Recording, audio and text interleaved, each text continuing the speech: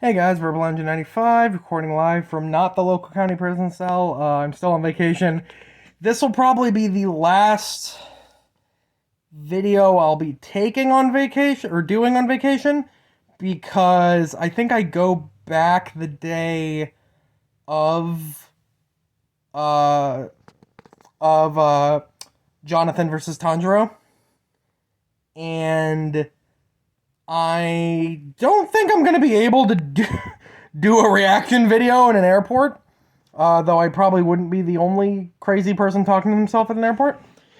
So I'll probably have to wait until at least the day after, maybe even a few days after that, to do whatever prediction video on whatever the next fight is. But in the meantime, I wanted to get one non currently happening death battle video out of the way. So this will be this is a fight I meant to do for so long. I put it off for so long because the actual the mechanics of it are so horrible. Because normally, you guys know me, I don't like. Well, here, let me do the fight. Let me announce the fight first, so people don't complain that I've been talking for 5 minutes before I told you what the fight was. So the fight is Magneto from X-Men versus Accelerator from a certain magical index slash certain scientific railgun. And I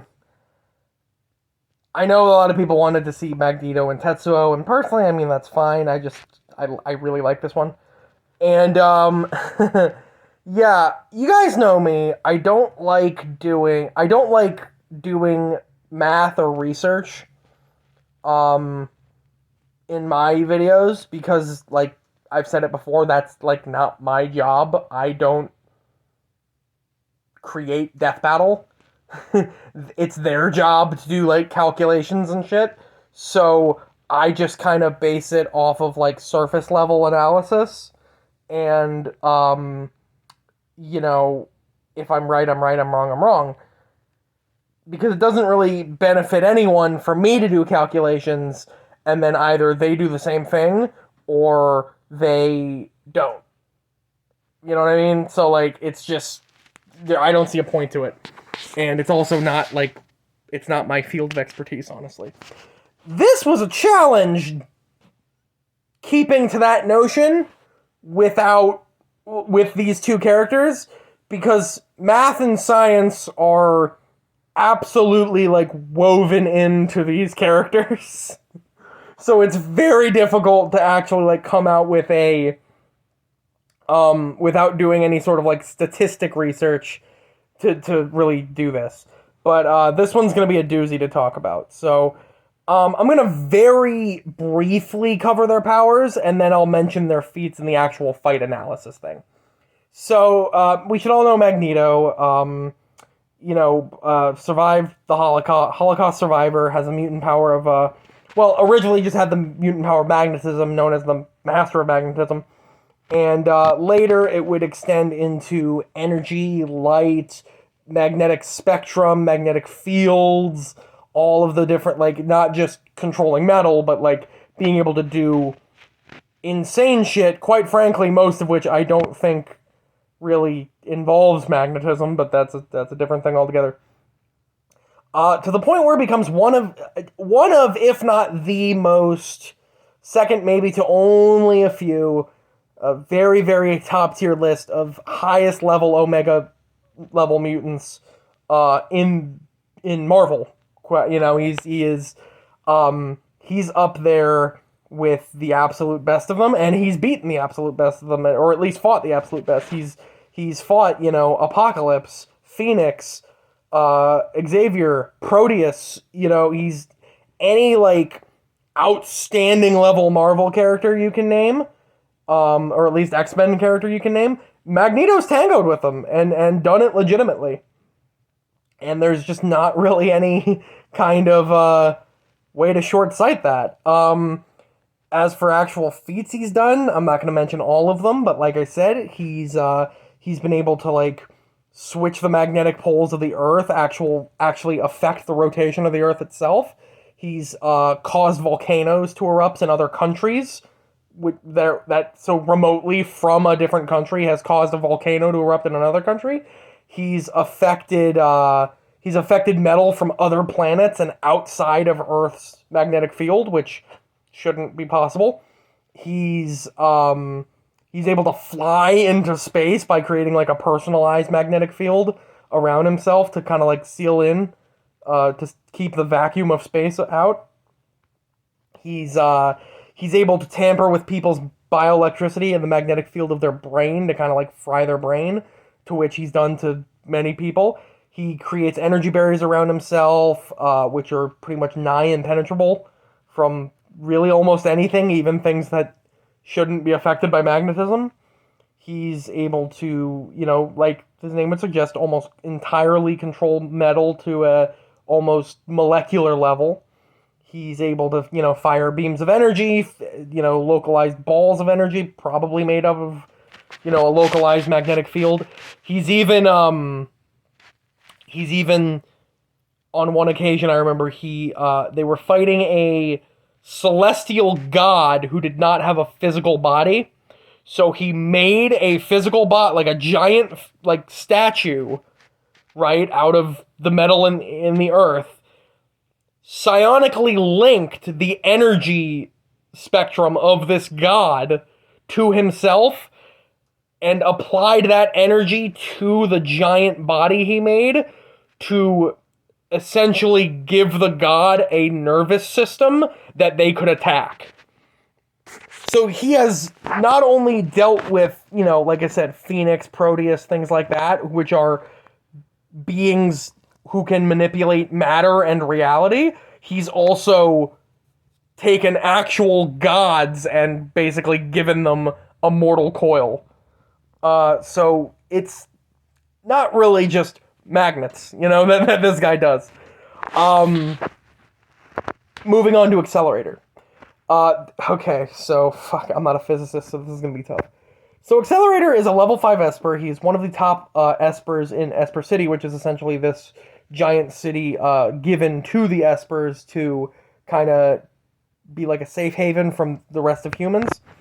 And all these Espers have these psychic abilities that vary in different things. Some people can teleport, some people have magnets, some people can teleport, some people create electricity, things like that.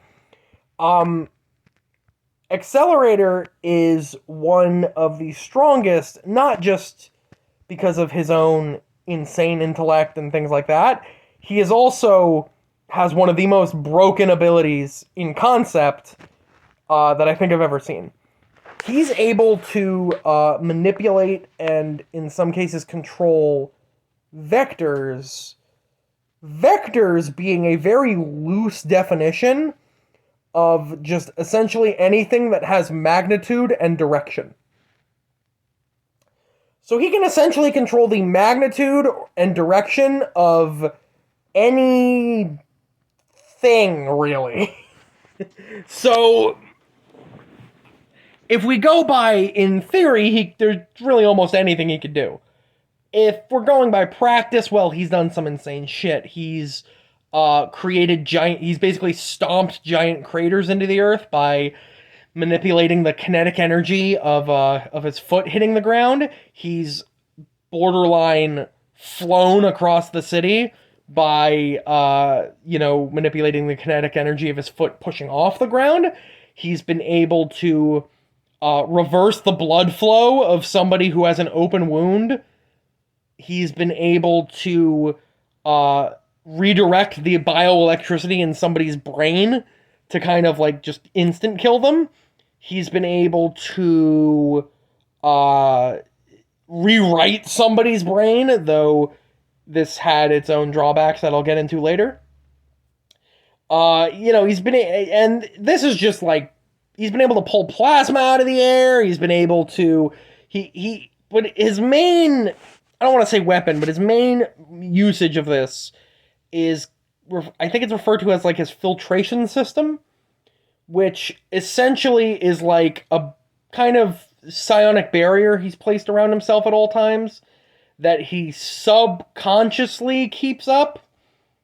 And in order to use his abilities, he has to calculate the actual, the actual logistics of what he's going up against to control it, right? So he has to not only basically know, every fucking calculation for everything that comes at him, he has to do this, within time to actually do it. So, that has been tested before where someone has hit him fast enough before he could calculate it, but what he's done is he puts this subconscious barrier that just almost auto-calculates everything that he normally wouldn't want to hit him, so he doesn't even have to be aware of somebody attacking him for it to reflect it. So, he calculated the trajectory of bullets, I guess, beforehand, and just said, subconsciously, if anyone attacks me with bullets, we're flying them back, right? And just apply that to every other thing that he could ever be attacked with. Which is kind of bullshit, how it's like, hey, regardless of whether I'm paying attention or not, anything you can throw at me, I'm just going to automatically, without thinking about it, send it back. This does have some workarounds, though. This requires a constant power output on his part. So he can't... He has to stop using it in order to go all out if he's focusing on something completely. This is actually less true because of his collar that he wears. He was once trying to rewrite somebody's brain, and he had to drop his filter, which allowed somebody to shoot him in the head. So he sustained a giant brain injury, so he has to wear this collar that outsources the calculations. But blah, blah, blah. We'll get into that in a second. It can also be tricked if it is momentarily, because it's subconscious, if something is momentarily perceived to not be a threat, it can bypass the filtration system. So somebody was able to do this by pulling back their punch right before it entered the psionic barrier around him, go through the barrier, and then follow through with the punch, so it can kind of be tricked that way. That requires prerequisite knowledge of it, though. And the other way that you can bypass it is... let's see, there's overpowering it, there's doing that, and... there was something else. Damn it. This is gonna suck, and this is probably important. Anyway. But yeah. Oh, yeah, if it's a type of attack that he is not familiar with and has not filtered in. Generally, that has only happened once, and it only applied to black matter, which was a type of energy and matter that literally did not exist in our world. So he had to quickly do the calculations for an attack that did not exist before entering it back into his filtration system. He does have one other trick up his sleeve, which is his ascended form. This kind of goes into pseudo-magic territory, but he gets these kind of wings created from that same type of dark matter, which not only multiply his level of vector manipulation and control multiple times over, but it also allows him to do it remotely, because normally he's only able to kind of tactilely, if that's a word, manipulate vectors. He's only able to do it if he's physically touching something that he's trying to manipulate. But as for feats, he's done, like I said, he's done some crazy shit that I pointed to earlier. He's reduced the effect of the Earth's rotation on a building so he can chuck it at somebody. He's basically, like I said, jumped across an entire city. He's done some insane shit, like creating mountains and shit in the manga, I know. So he's done some crazy shit, but let's go on to the analysis here, because there's going to be a lot of stuff I didn't mention before. So, with two characters like these, at a point, it stops becoming who can, like, hit the other the hardest. And it starts becoming who can work around the other's abilities. Because in theory, both of these characters should be able to do just about anything. On paper, Accelerator should have the advantage over Magneto, because Magneto's abilities are, again, on paper, so much more limited than his, right? Because he can control theoretically anything, whereas Magneto should only be able to do something that involves magnetism.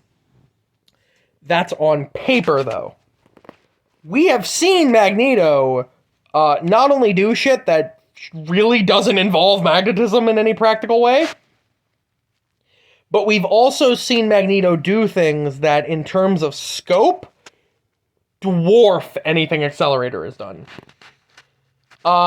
So, like, the arguments for Accelerator would be, oh, well, you know, if he can control vectors, he can theoretically control anything that Magneto can do. Well, you see, Magneto, like I said, has faced people like Proteus, who he has essentially disassembled by tapping into his energy matrix, which he could detect psionically, because he can detect energy as well, and forcing him to become unstable, right? So this is a character who can control reality and matter at an almost unlimited degree, and Magneto was able to just pull him apart while tanking hits from him using his energy shield, right? Phoenix, same sort of thing. Apocalypse, one-shotted that guy twice. He's taken shots from Thor, he's taken shots from Ghost Rider, from the Hellfire, so he's also reflected magic and shit. So, like, really,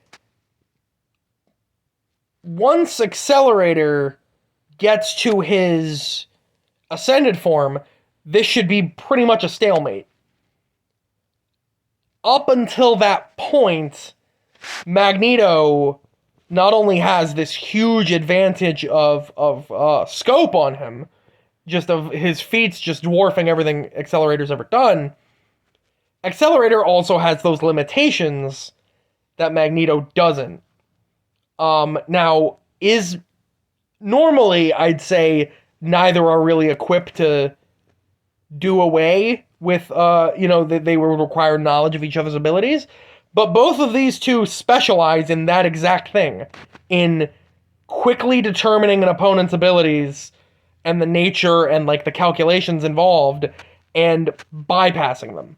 Like I said, Magneto has been able to tank shots from fucking reality warping characters and, found ways to outdo them. Finding ways to tap into the energy matrix of a god. Taking shots from magic and other shit that magnetism really doesn't have any business being able to deflect. Accelerator does the same sort of thing, except on a much lower scale. So, though I can't really say that either character definitely would defeat the other, because like I said, this is all, like, theoretical.